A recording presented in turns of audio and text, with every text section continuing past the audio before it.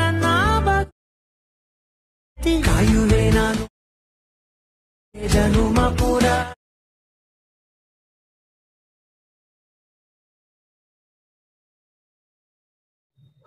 Hi guys, welcome to NS Creations ಅವನ್ YouTube channel. Guys, ನಾನು ಸಾಗರ್ ಎಚ್.ಎಲ್. ಗೌಡ.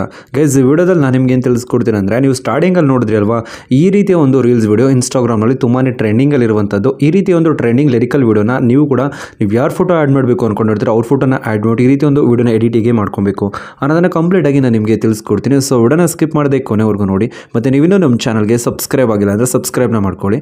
ಮತ್ತು ಪಕ್ಕದಲ್ಲಿರುವಂಥ ಬೆಲ್ ಬಟನ್ನ ನಾವು ಪ್ರೆಸ್ ಮಾಡಿಬಿಟ್ಟು ಆಲ್ನ ಸೆಲೆಕ್ಟ್ ಮಾಡಿ ನಾನು ಯಾವುದೇ ಹೊಸ ವಿಡಿಯೋ ಅಪ್ಲೋಡ್ ಮಾಡಿದ್ರು ನಿಮಗೆ ನೋಟಿಫಿಕೇಶನ್ ಆಗಿ ಬರುತ್ತೆ. ಗೈಸ್, ನಿಮಗೆ ಡಿಸ್ಕ್ರಿಪ್ಷನಲ್ಲಿ ಬೀಟ್ ಮಾರ್ಕ್ ಮತ್ತು ಶೇಕ್ ಎಫೆಕ್ಟ್ ಎರಡನ್ನೂ ಕೂಡ ಕೊಟ್ಟಿರ್ತೀನಿ. ಫಸ್ಟು ಬೀಟ್ ಮಾರ್ಕ್ನ ಓಪನ್ ಮಾಡ್ಕೊಬೇಕಾಗುತ್ತೆ.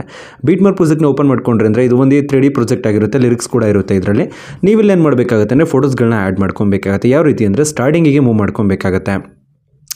ಸ್ಟಾರ್ಟಿಂಗಿಗೆ ನೀವು ಕಂಪ್ಲೀಟ್ 0 ಸೆಕೆಂಡ್ ಇರುತ್ತೆ ನೋಡಿ, ಇಲ್ಲಿಗೆ ನಿಲ್ಲಿಸ್ಕೊಳ್ಳಿ. ರೈಟ್ ಸೈಡ್ ಪ್ಲಸ್ ಮಾರ್ಕ್ ಮೇಲೆ ಕ್ಲಿಕ್ ಮಾಡಿಕೊಂಡು ನಂತರ ಮೀಡಿಯಾ ಮೇಲೆ ಟ್ಯಾಪ್ ಮಾಡ್ಕೊಬೇಕಾಗುತ್ತೆ. ಇಲ್ಲಿ ನೀವು ನೋಡ್ತಿರ್ಬೋದು ಪ್ಲಸ್ ಮಾರ್ಕ್ ಮೇಲೆ ಟ್ಯಾಪ್ ಮಾಡಿದ್ದೀನಿ, ನಂತರ ಇಲ್ಲಿ ಮೀಡಿಯಾ ಮೇಲೆ ಕ್ಲಿಕ್ ಮಾಡ್ಕೊಂಡಿದ್ದೀನಿ.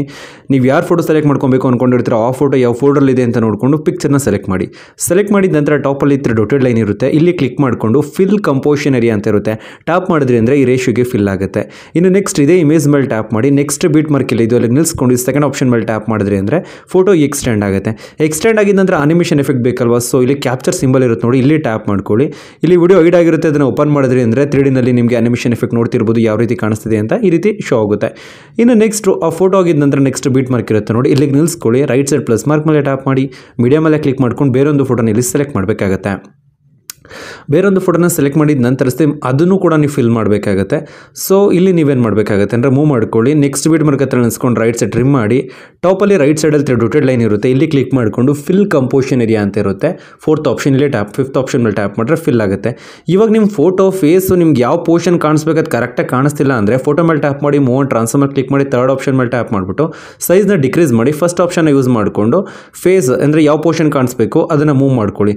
ಓಕೆನಾ, ಇವಾಗ ನಾನು ಮೂವ್ ಮಾಡಿಕೊಂಡೆ. ಸೊ ನೋಡ್ತಿರ್ಬೋದು ಪರ್ಫೆಕ್ಟಾಗಿ ಆ ಫೋಟೋ ನಮಗೆ ಕಾಣಿಸ್ತಿದೆ. ಇದೇ ರೀತಿ ನೀವೇನು ಮಾಡಬೇಕಾಗತ್ತೆ ಅಂದರೆ ಇಲ್ಲಿರುವಂಥ ಎಲ್ಲ ಲೇಯರ್ಗಳಿಗೂ ಕೂಡ ನೀವು ಫೋಟೋಸ್ಗಳನ್ನ ನೀವು ಆ್ಯಡ್ ಮಾಡ್ಕೊಬೇಕಾಗತ್ತೆ.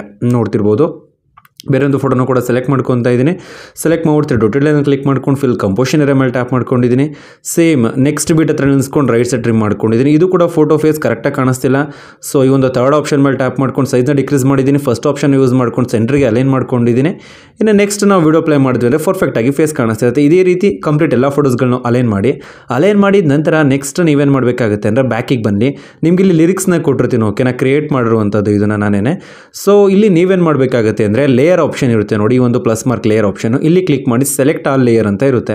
ಸೆಲೆಕ್ಟ್ ಆಲ್ ಲೇಯರ್ ಮೇಲೆ ಟ್ಯಾಪ್ ಮಾಡ್ಕೊಂಡ್ರೆ ಎಲ್ಲ ಲೇಯರು ಸೆಲೆಕ್ಟ್ ಆಗುತ್ತೆ. ಮತ್ತೆ ಅದೇ ಲೇಯರ್ ಮೇಲೆ ಟ್ಯಾಪ್ ಮಾಡಿಬಿಟ್ಟು ಕಾಪಿ 4 ಲೇಯರ್ ಮೇಲೆ ಕ್ಲಿಕ್ ಮಾಡ್ಕೊಳ್ಳಿ.